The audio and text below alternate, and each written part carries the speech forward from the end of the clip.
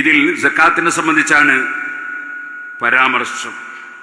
അതിൽ പറയുന്ന ഒരു കാര്യം ഇങ്ങനെയാണ്: അവകാശികൾക്ക് ലഭിക്കുവാൻ ഏറ്റവും ശരിയായ മാർഗം സംഘടിതമായി നൽകുന്നതാണ്. മുതലാളിമാര് തന്നെ അവകാശികളെ തീരുമാനിക്കുന്ന യഥാർത്ഥ അവകാശികൾ അവഗണിക്കപ്പെടുക, വാദത്തിനു വേണ്ടി അവകാശികൾക്ക് ലഭിക്കുകയില്ലെന്ന് നാം സമ്മതിക്കുക. എന്നാൽ പോലും ഉടമസ്ഥൻ നേരിട്ട് അവകാശികൾക്ക് തന്റെ സക്കാത്ത് നൽകുവാൻ പാടില്ലെന്നാണ് ഇസ്ലാമിന്റെ ഖണ്ഡിതമായ വിധി. എന്നിട്ട് ഇബ്നു ഉമർ റളിയല്ലാഹു അൻഹുവിൽ നിന്ന് ഉള്ള ഒരു ഹദീസ് ഉദ്ധരിച്ചിട്ട് എന്ന നിലക്ക് പറയാണ്: നിങ്ങൾ പ്രവർത്തകന്മാരിലേക്ക് തന്നെ സക്കാത്ത് നൽകുവീൻ, അവർ അത് അവകാശികൾക്ക് നൽകാതെ കള്ള് വാങ്ങി കുടിച്ചാലും. കേട്ടില്ലേ? അതായത് ഈ സക്കാത്തിന്റെ പ്രവർത്തകരായി വരുന്ന ഈ കമ്മിറ്റിയുടെ പ്രവർത്തകർക്ക് സക്കാത്ത് കൊടുക്കണം. അവരതുകൊണ്ട് കള്ള് വാങ്ങി കുടിക്കുകയാണെങ്കിൽ പോലും അവർക്ക് കൊടുക്കണം, വ്യക്തികൾ കൊടുത്താൽ മതിയാവുകയില്ല.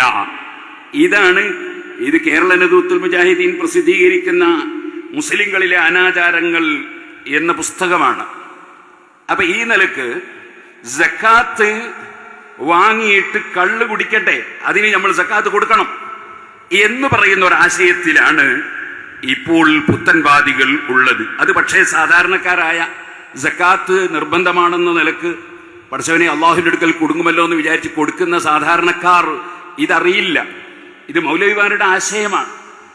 സക്കാത്ത് വാങ്ങിയിട്ട് അവർ കള്ള് വാങ്ങി കുടിച്ചാലും അവർക്ക് കൊടുക്കണം, നിങ്ങൾ ആളെ മനസ്സിലാക്കി കൊടുക്കാൻ പാടില്ല. ഇനി ഇതിൽ തന്നെ ഞാൻ ഇന്ന് കണ്ടൊരു വിഷയമാണ്. അള്ളാഹുവിന്റെ മാർഗത്തിൽ സക്കാത്ത് വിതരണം ചെയ്യാമെന്ന് പരിശുദ്ധ ഖുർആൻ പറയുന്നു. സമസ്തയിലെ മുസ്ലിയാക്കന്മാർ വളരെയധികം ആദരിക്കുന്ന ഷെഹറാനിയുടെ മീസാൻ എന്ന ഗ്രന്ഥത്തിൽ തന്നെ എഴുതുന്നത് ശ്രദ്ധിക്കുക: ഇത്തഫഖൽ അഇമ്മത്തുൽ അർബഅതു അലാ അന്നഹു യജൂസു ഇഖ്റാജു സക്കാത്തി ലിബിനാഇ മസ്ജിദിൻ ഔ തക്ഫീനി മയ്യിത്തിൻ. പള്ളി നിർമ്മിക്കുവാനും മയ്യിത്തിനെ കഫൻ ചെയ്യുവാനും സക്കാത്തിന്റെ പൈസ വിനിയോഗിക്കൽ അനുവദനീയമാണെന്ന് 4 മദ്ഹബിന്റെ ഇമാമുകളും യോജിച്ച് പറയുന്നു. മീസാൻ 2:14. ഞാനിത് കണ്ടപ്പോ ഞാൻ ആ മീസാനൊന്ന് എടുത്തു നോക്കി.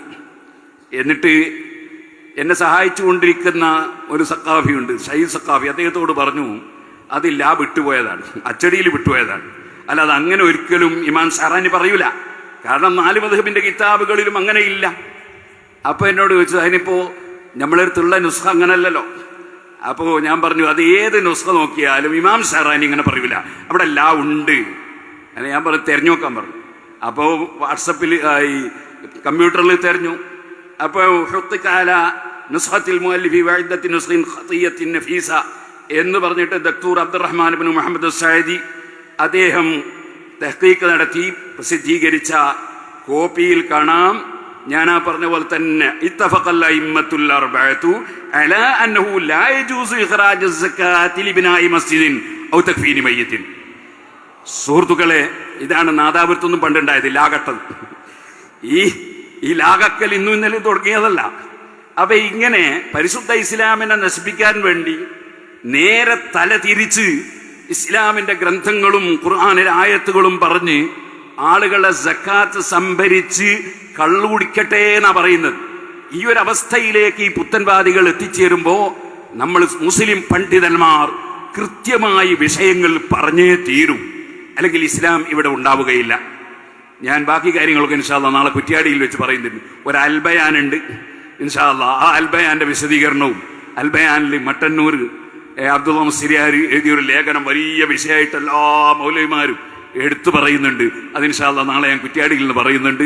കഴിയുന്നവരൊക്കെ അവിടത്തേക്ക് ക്ഷണിച്ച് ഞാനെൻ്റെ വാക്കുകൾ നിർത്തുന്നു. ആഖിറു ദഅവാന അനിൽ ഹംദുലില്ലാഹി റബ്ബിൽ ആലമീൻ. അസ്സലാമു അലൈക്കും വറഹ്മത്തുള്ളാഹി വബറകാതുഹു.